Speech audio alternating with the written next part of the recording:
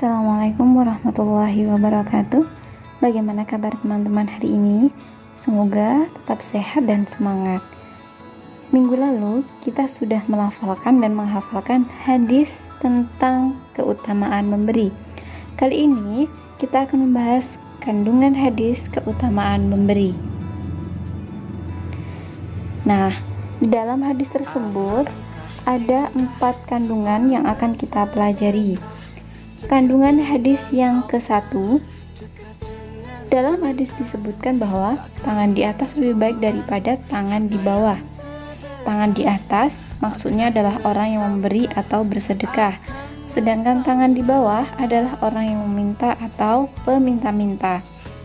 Nabi Muhammad SAW adalah orang yang paling pemurah di antara orang-orang yang pemurah. Nah, sifat pemurah juga dimiliki sahabat-sahabat Nabi seperti Utsman bin Affan yang menyumbangkan sepertiga hartanya saat terjadi perang Tabuk. Abu Bakar As-Siddiq yang banyak memberikan hartanya untuk perjuangan Islam, memerdekakan budak Islam yang disiksa tuannya. Salah satunya adalah Bilal bin Rabah. Khadijah yang rela memberikan semua hartanya untuk perjuangan menegakkan agama Islam. Allah akan membalas dengan pahala yang berlipat bagi orang-orang yang suka memberi, seperti yang terdapat dalam firman-Nya surah Al-Lail ayat 5-7, yang artinya, maka barang siapa yang memberikan hartanya di jalan Allah dan bertakwa dan membenarkan adanya pahala yang terbaik atau surga, maka akan kami mudahkan baginya jalan menuju kemudahan, kebahagiaan.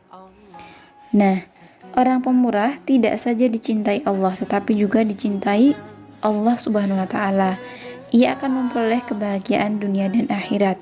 Untuk itu, kita harus membiasakan diri bersikap pemurah. Bagaimana caranya melatih diri bersikap pemurah?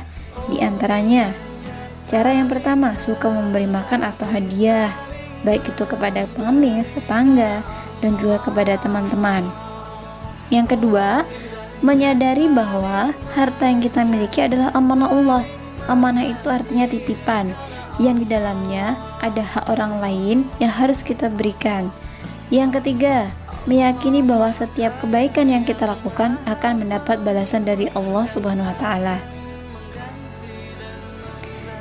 Nabi Muhammad SAW bersabda, orang yang bermurah hati akan dekat dengan Allah, dekat dengan manusia, dekat dengan surga, dan jauh dari neraka.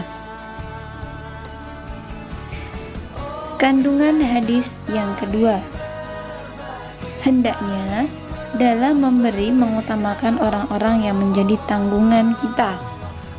Misalnya, seorang anak yang menjadi tanggungan orang tuanya. Seorang ayah akan bekerja keras untuk mencukupi kebutuhan anak dan keluarganya. Jika semua sudah terpenuhi, barulah memberi kepada orang lain. Islam tidak membenarkan seorang ayah yang sangat pemurah kepada orang lain, tetapi keadaan anak dan keluarganya sengsara. Untuk itu, Islam menganjurkan bahwa dalam bersedekah, orang yang menjadi tanggungannya diutamakan. Hal tersebut dijelaskan dalam Quran Surat Al-Baqarah ayat 233, yang artinya, dan kewajiban ayah menanggung nafkah dan pakaian mereka dengan cara yang patut. Kandungan hadis yang ketiga, sebaik-baik sedekah adalah sedekah yang dikeluarkan oleh orang yang mempunyai kelebihan. Maksudnya adalah sedekah dari orang yang mempunyai kelebihan lebih utama dibanding orang yang kekurangan.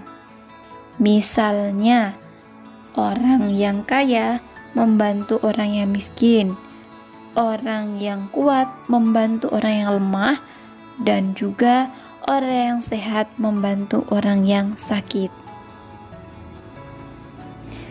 Kandungan hadis yang keempat, orang yang baik akan selalu menjaga dirinya dari sikap merasa kurang.